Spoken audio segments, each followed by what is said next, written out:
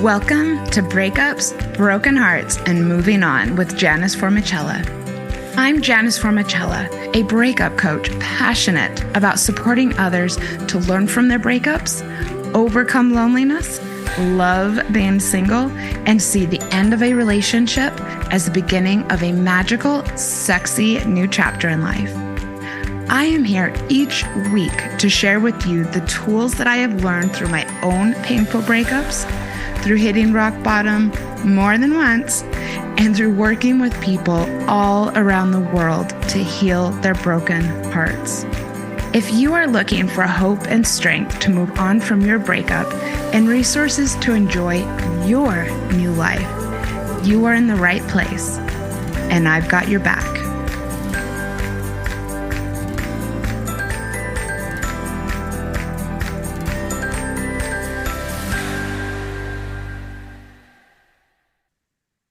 Hi, everyone. I am so glad that you are here today.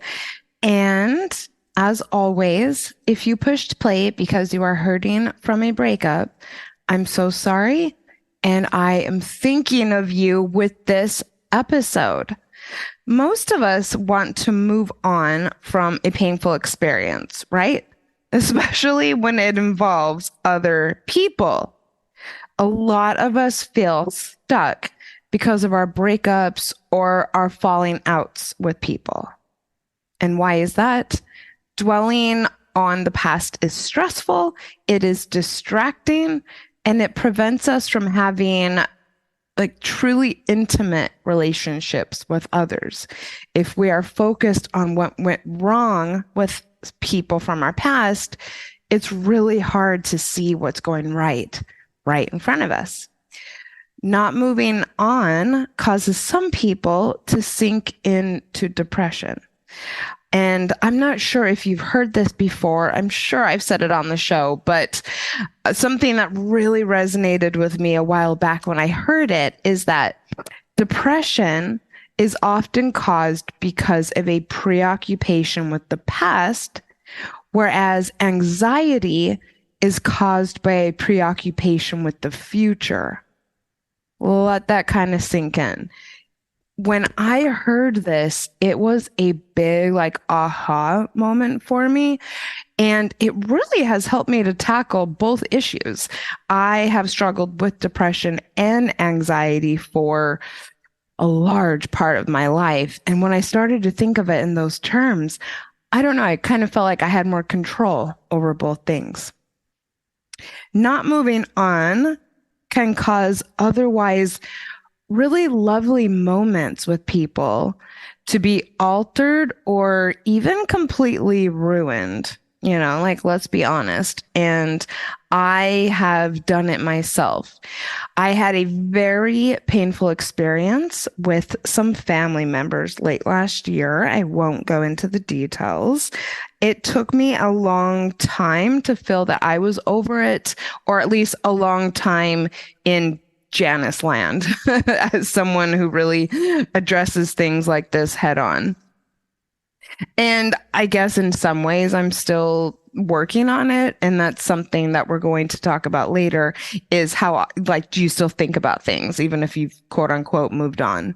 So this happened in November, and in January, the situation came up when I was at a really special dinner with a bunch of friends, most of whom didn't really know that I had gone through this because it's something I don't like to talk about. Of course, it came up and I completely had to leave the room because of how overwhelmed I was. And while I gave myself a lot of grace and compassion, I had actually robbed myself of the moment because I still had it in my system.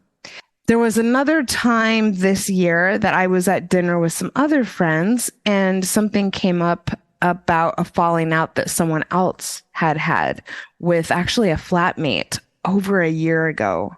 And the exact same thing happened. She was so overcome that she actually started crying at the table, and the dinner and the mood was altered.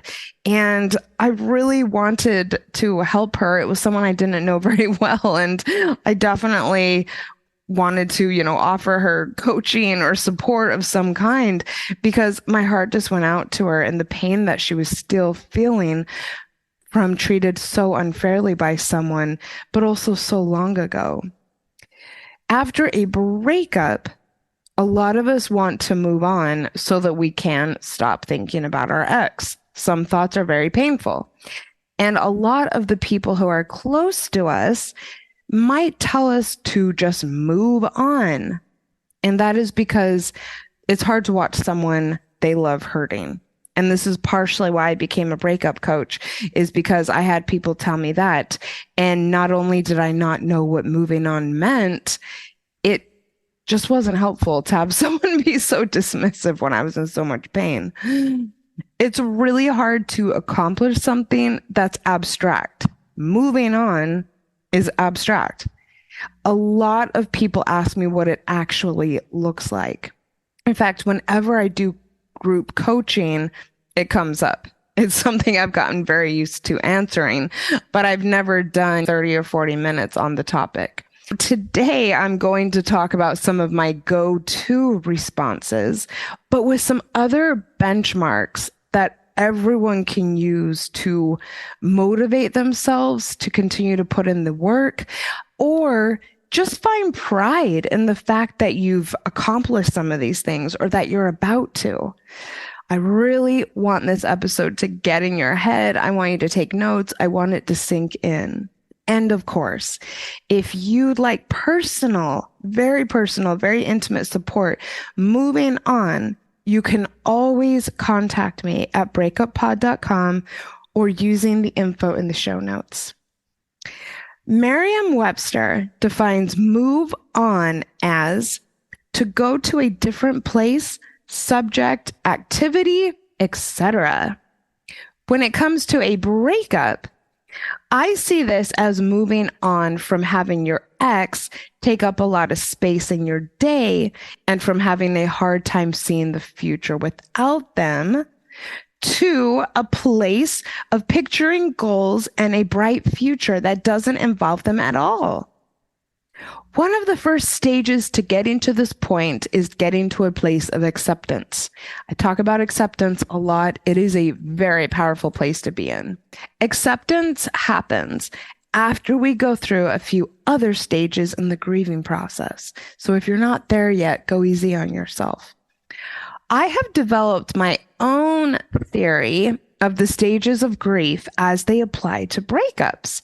They are as follows. First, devastation. This is the initial shock of losing someone.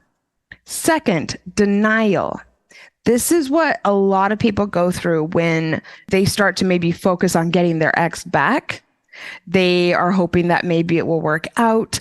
They are engaging with their ex with subconscious motivations, such as somehow tempting them to come back. They might be looking at their ex's social media and otherwise allowing them ongoing presence in their life. This is why I have such an issue with some so-called breakup coaching, because it's all about trying to get your ex back, trying to manipulate your ex into coming back to you. This keeps a person stuck in the denial stage and completely unable to move on. The third stage in the breakup grieving process, according to me, is realization. And this is when it really starts to set in that this chapter of your life is coming to an end. After that, a lot of people experience anger, and that is okay. You experience anger when you realize and when you reflect on the poor parts of the relationship or how the breakup went down. And for those of you who had amicable, lovely breakups with people who you're still in touch with, mazel tov. But the people listening to this show do often not have that experience. So a little anger is good. And finally, acceptance. And that means acceptance that you are better off. So have you allowed yourself to go through all of these stages? If not, I totally give you permission to embrace whatever stage you feel resonates with you the most where you are now. And that's fine. Stay there, embrace it, work through it. Eventually, you'll get to acceptance. But if you haven't gone through the other phases, acceptance might not really stick. You know, a lot of people say, which is true, healing isn't linear.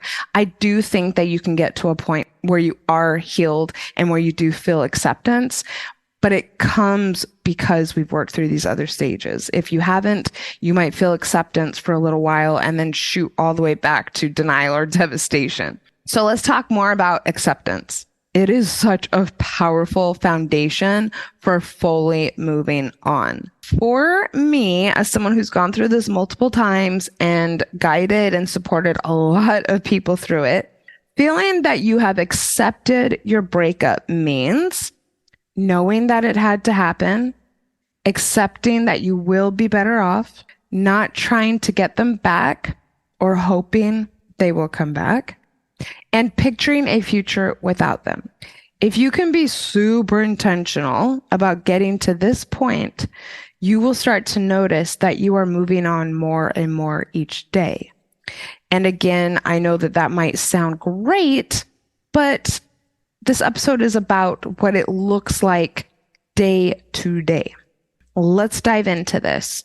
On a day-to-day basis, I believe that moving on looks like, first of all, one of my most practical benchmarks is that you're not talking about them as much. This comes up in these episodes all of the time, but I see people doing it. And I want you to know that it's a habit that we get into. And that's why I mention it a lot, because the more you hear it, the more intentional you might be about stopping it. After a breakup, the relationship and the traumatic event that has just occurred, which is the breakup, is really close to the surface. We can almost like feel it bubbling in our chest, some of us. It takes up a lot of space in our minds. So it's perfectly natural that we talk about it, and that it also feels as though it just like naturally comes up in conversations. I mean, anything traumatic or major in your life is going to come up when you're with your friends and family.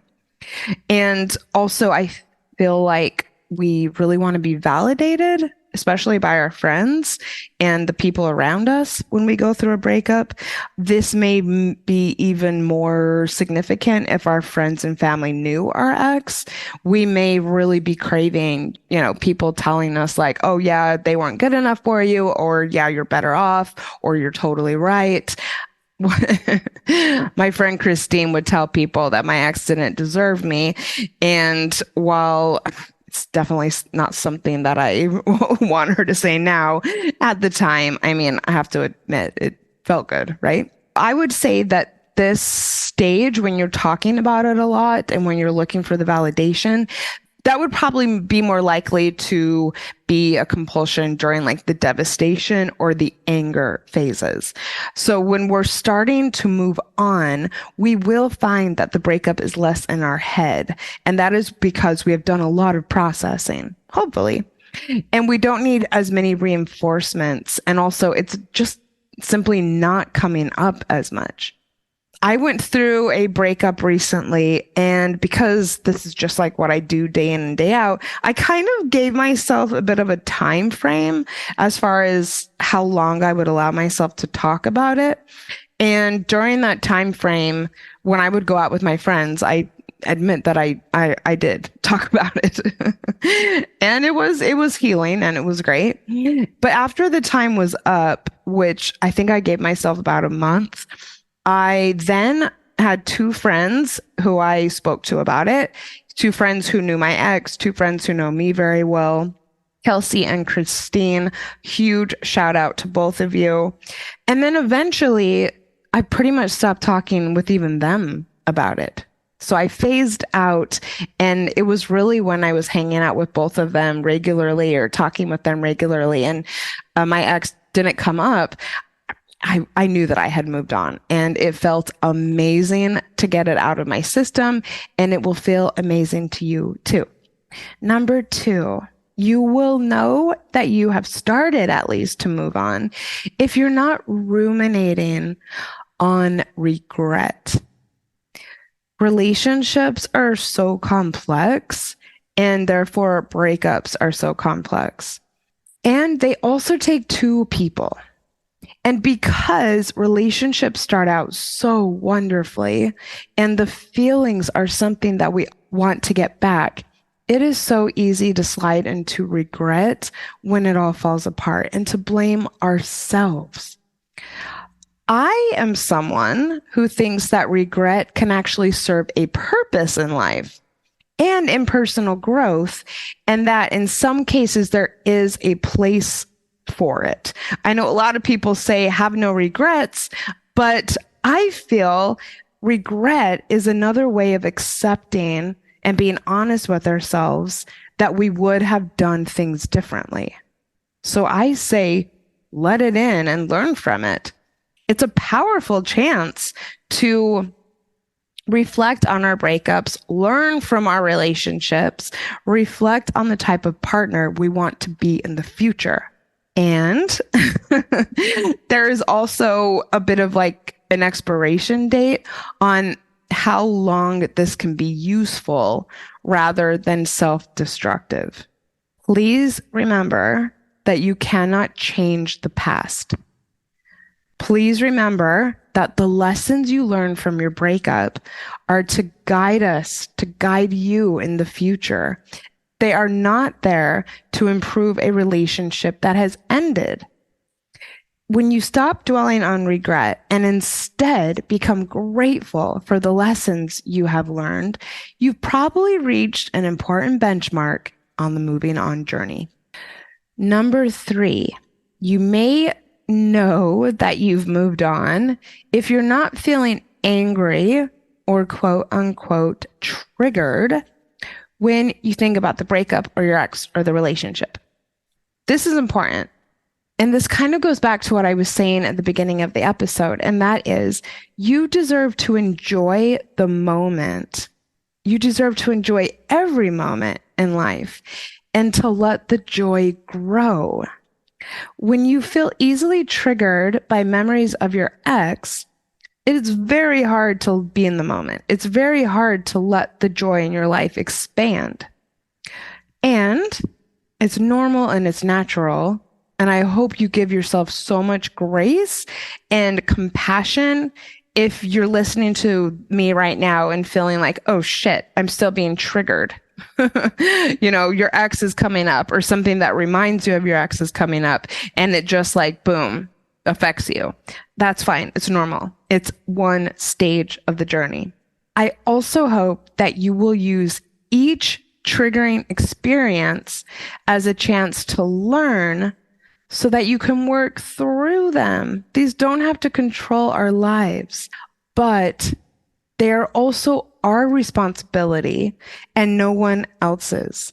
And as someone who is a survivor of domestic violence and some other traumatic things in my past, I will admit that there are some things that we may always be occasionally triggered by.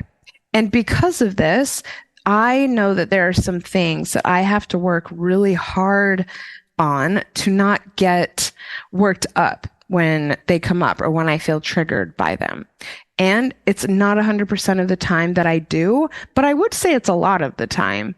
And when it comes to my exes, almost all of the time. You can do it too. Please go easy on yourself. A lot of what I am talking about in this episode kind of feeds into each other and helps us to be triggered less. And this is definitely something that will come with time, with intention, and when these other things have happened. Another way that you will know that you have moved on or that you're making good progress in moving on is that you're not allowing your ex into your phone. And by that, I mean social media, photos, old text messages, and other ways that you actually go out of your way to symbolically give your ex a seat at the dinner table. When you cease to have contact or cease to at least have intimate contact with an ex, The little hits that we receive from these things, such as social media and looking at their photos, are actually pretty effective in holding us over and convincing our system that we're still connected with the person. This may be a comforting or natural thing to do in the beginning, but when it comes to moving on, it's an indication that you aren't there yet. Think about this. What would you rather be doing? Focusing on self-care at the end of the day, or checking your ex's Instagram? Would you rather be going on a walk with a friend or wondering what your ex is up to? Would you rather be meeting a group of buddies for happy hour or taking yourself out for happy hour, or reading through old texts when you get home from work? Would you rather be dating someone new and having a fun time no matter what happens, whether or not it goes well? Or would you rather be thinking of your ex in the back of your mind and totally sabotaging things? When we invite our ex into our lives by way of the very focused effort that it takes to get out our phone and engage energetically with them, it prevents us from appreciating the connections we are having with other people. It prevents us from enjoying what is in front of us and giving ourselves the love and attention we need. In my book and in my philosophy as a coach, the no contact rule includes any space that your ex has on your phone, including pictures, texts, and social media. It may take baby steps and small goals that you make maybe one time a week, week after week. But the more you can create space with this person and the less contact you have with them, the more you will move on. One more sign that you have moved on is that you are able to think about your future without this person and you are excited about it. The future can feel like an empty abyss after a breakup. And why wouldn't it? I have been there. A relationship and making decisions based around the unit is a huge part of a person's future.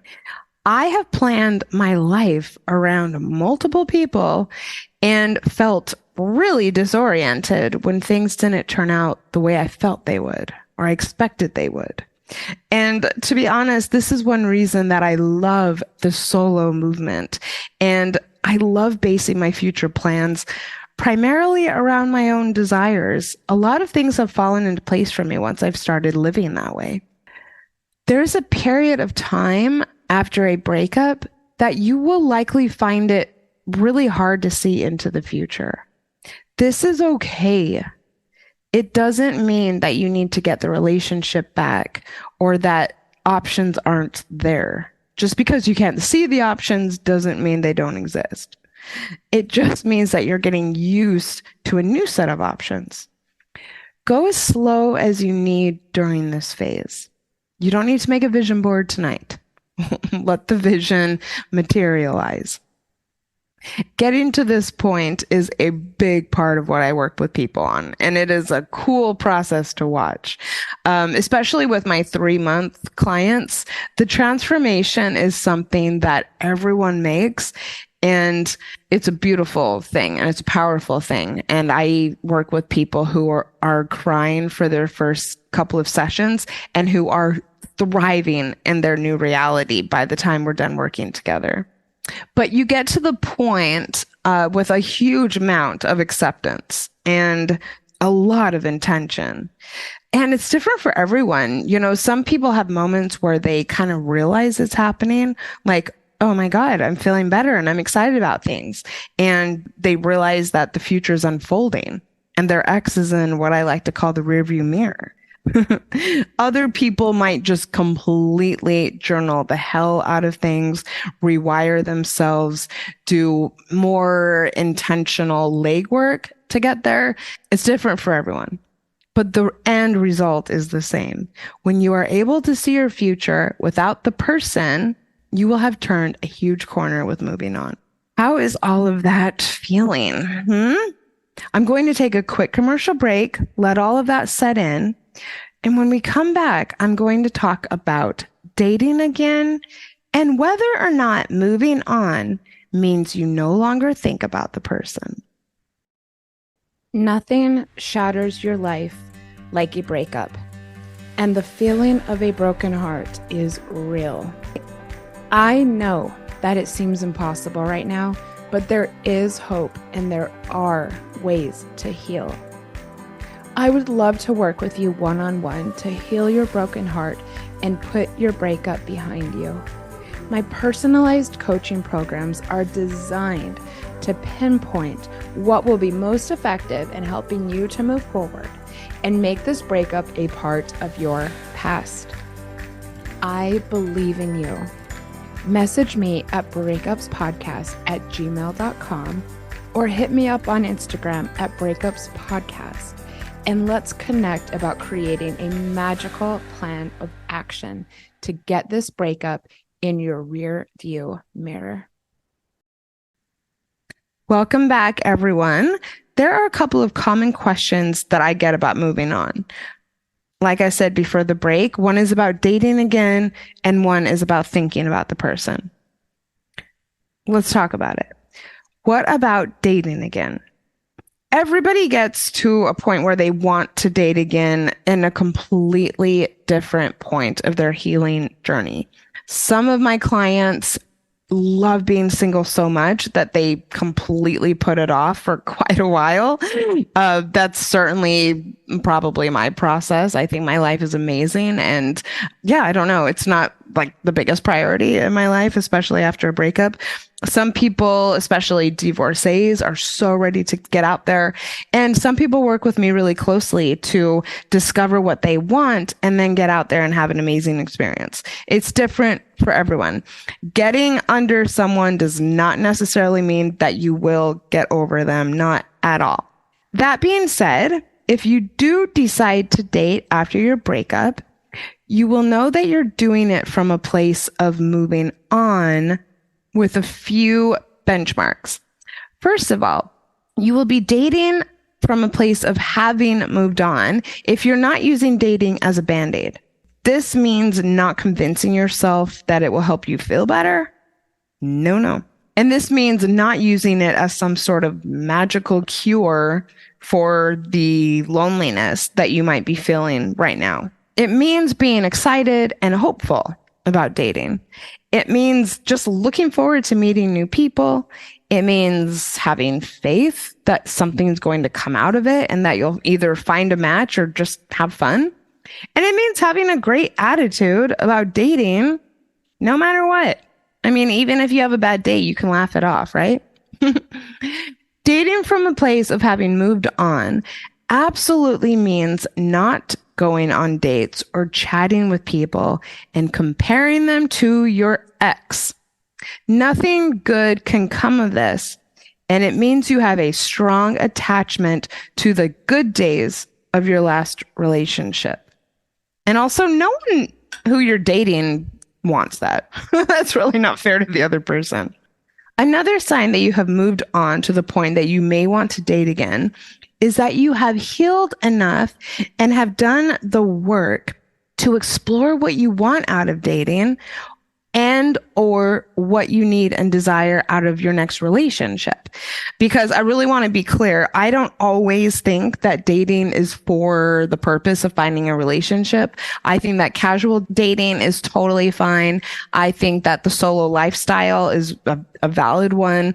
I think that the polyamorous lifestyle is perfectly valid and that there's other reasons to date other than getting married. But if you really desire an exclusive partnership, what do you want out of it? And not only that, but what do you bring to the table? This is a sign that you've really done a lot of processing, that you've started to think about your future, and most importantly, perhaps, that your ex isn't in the equation. Yay! Another sign that you are dating from a place of moving on is that you're able to date And be okay if it doesn't go your way or if it doesn't go as expected.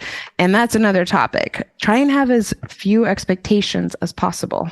That's definitely a winning solution. And that is, I mean, first dates are not like the amazing, full of fireworks experiences that we see in the movies. Nor should they be, really. That's not what happens when you first meet someone. Oftentimes, when people aren't over their breakups, though, they get really fucking discouraged when faced with this reality. And then they go home and they focus so hardcore on how supposedly better it was with their ex. And they just toss the entire world of wonderful, eligible singles out the window. And I totally get how this can happen. I witness it all the time. And I also totally get that if the first thing that comes to mind when something doesn't go well is how much better things were with the person who caused you pain would be, you might have more moving on work to do. That is totally fine. You are allowed to get to this point. This doesn't happen overnight. We all heal at our own pace. Sometimes we think that we are ready to date again when we could use more time. Let yourself take the time. And please remember, being single is really fucking cool. Enjoy it while you can. Last and not least, does moving on mean that you won't think about your ex anymore?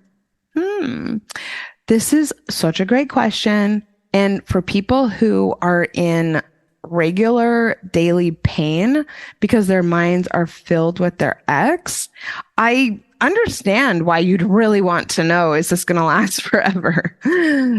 First, believe me when I say that the pain you are feeling right now is temporary. Our hearts heal. While your ex may never be something that never comes into your mind, it won't always be like this. When it comes to thinking about your ex, here are some things to keep in mind and some ways to know that you may have turned a corner with your healing. Yes, I'm being totally honest. I am real on this show. Your ex may pop into your mind here and there. I was divorced 12 years ago. He's there occasionally. I mean, come on, I was married. But for me, when he comes into my mind, it's because of memories. It's not because I am wondering, and it's not because you will be wondering what your ex is up to. And you will know that you have moved on or started to move on when it comes to your mind, but you're not filled with the sadness and the depression that you might be today. It's just a thought. I promise you, that is all, I think all of my exes are in my mind. A thought, a memory, very little emotion attached to it. And you may think of them, but it won't be about the misled belief that you may currently have that life would have been better had you stayed together. Like me, you may even laugh at the fact that it lasted so long, or simply, shake your head and smile and just know that it wasn't meant to be. I was in love with some of my exes and still know that I'm going to be fine and that, I don't know, I'm just someone I used to know, right? To recap, some signs that you may have moved on include, first, not talking about them as much. Second, not ruminating on regret. Third, not feeling angry or triggered when you think about your ex. Not looking at their social media or not allowing them to have space in your phone. And when you are able to think about your future without them and are excited about it. It also means if you do start dating again, that you'll be doing it from a place of excitement and curiosity. And when you think of them, it won't lead you into the tailspin. I know that this is a lot to wrap your head around if you have turned on this episode because you feel far from moving on. Please just take it day by day, one goal at a time. The tiniest bit of commitment can lead to the largest amount of growth you have ever had in your life. I know you can do it. If you want extra support, I am thrilled to mention that I am now a teacher on Insight Timer. This is something I've wanted for a long time. I am there. I am loving it. I have multiple tracks available, from no contact affirmations to tracks for hard days and more. Please download Insight Timer now, follow me, and start kicking this breakup in the butt. If there is a type of recording you'd like me to do, message me on Insight Timer. And you know what? I will most likely do it. And I'll be waiting to hear from you about connecting over a little bit of breakup coaching. And with that, I am sending you so much strength for the week ahead, and I'll see you next Wednesday.